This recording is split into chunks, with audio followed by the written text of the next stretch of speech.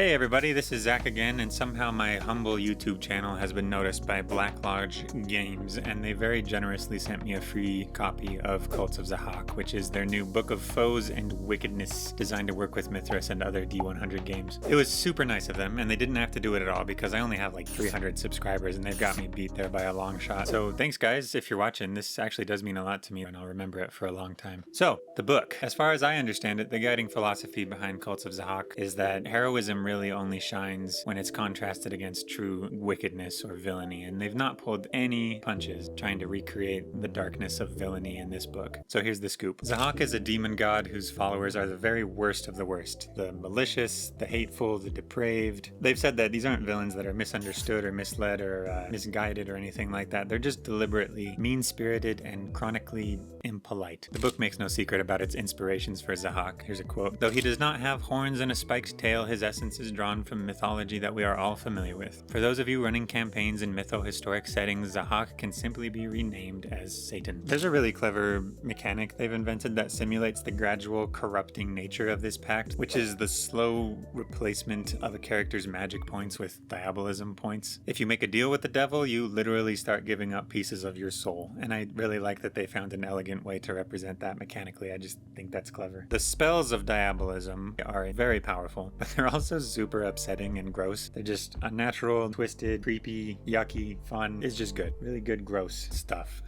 Contortionism, a spell that allows a diabolist to unmake his natural form and squeeze through narrow passages or out of restraints. Another one is perverse hunger, which turns plant-eating animals like horses, cows, sheep into predatory animals. And that sounds kind of funny to me. I start thinking about what that would look like, and then I think about carnivorous horses. The idea of them being predatory is really, really disturbing. But the spell that left me the most unnerved after I read it was actually one of the most subtle ones. And there's a lot that are not subtle at all, but this one is, and I really like this one. It's called Welcome the Stranger, which allows a diabolist to take up residence in a home without the family who lives there realizing it. It's like he's part of the furniture. They see him, but they don't think about it long enough for it to be weird to them, which I think is really creepy magic. So that's some of the diabolism spells themselves, but the other big thing that really stuck for me was the golems, which in the book are called idols of Zahak. They're just as disturbing as the spells themselves. There's one made out of human flesh, which is super gross, but my favorite example is the Red Lady, whose very form is a haunting vision of desecrated beauty, a crimson Valkyrie who bends low to bestow cryptic blessings on the innocent, a child destined to ignite war with a single word, or another fated to bring plague with an unwitting touch. She blesses a family with prosperity until the day their wealth draws bandits to their door, leaving nothing but ash. The writing in this book, by the way, is actually really good. Very evocative. I like it.